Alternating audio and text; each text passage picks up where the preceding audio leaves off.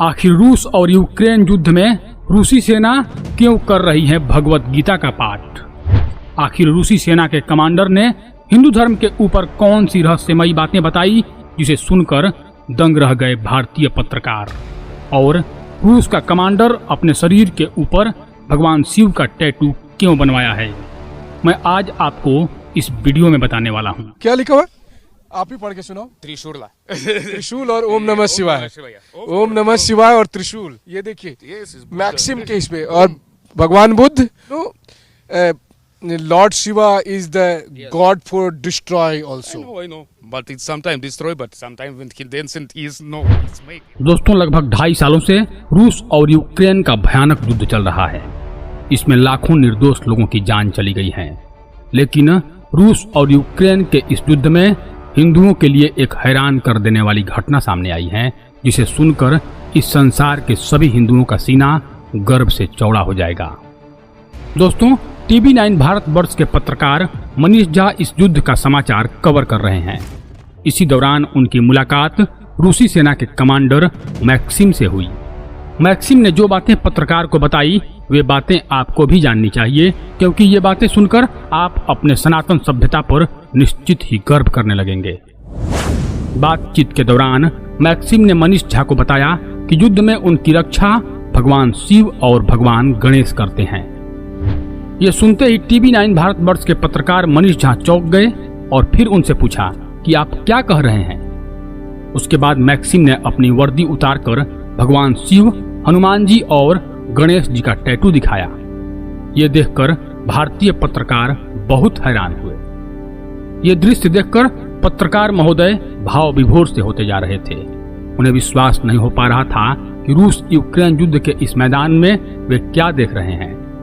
फिर उन्होंने पूछा कि आप तो रशियन कमांडर हैं, आप अपने सैनिकों का मनोबल बढ़ाने के लिए क्या करते हैं? तो कमांडर ने कहा कि वे अपने सैनिकों को बीफ नहीं खाने का सलाह देते हैं। वे कहते हैं, युद्ध में गौ माता तुम्हारी रक्षा करेंगी। तुम गौ मांस नहीं खाओगे तो तुम्हारे यूनिट के ऊपर कभी कोई रैकेट या बम नहीं गिरेगा। Who will help you? Shiva, Ganesh, Hanuman. या लॉर्ड शिवा।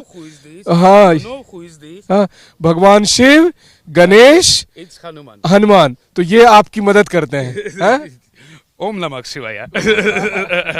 कमांडर मैक्सिम ने कहा कि वे युद्ध जीतने के बाद भारत जरूर जाएंगे, क्योंकि भारत के सभ्यता और संस्कृति से उनको गहरा लगाव है।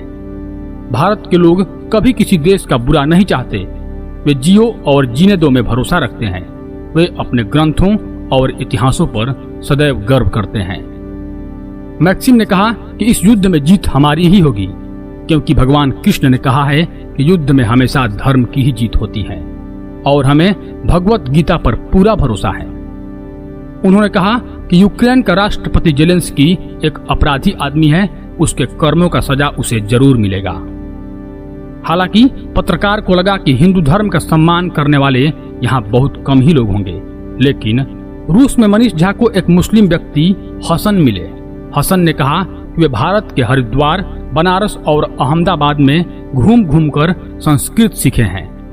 भारत का दैवीय सभ्यता उनके जीवन में नया मोड़ लाया है, और यह बात बहुत हैरान करने वाला था, क्योंकि यह बात एक रूसी मुस्लिम कह रहा था।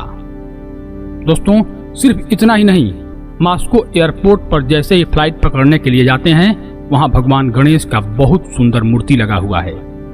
लगता है कि वह सुरक्षित यात्रा के लिए हम सबको आशीर्वाद दे रहा है। 2012 की जनगणना के अनुसार रूस में कुल 1,40,000 हिंदू थे, जो कि पूरे जनसंख्या का मात्र 0.1% है।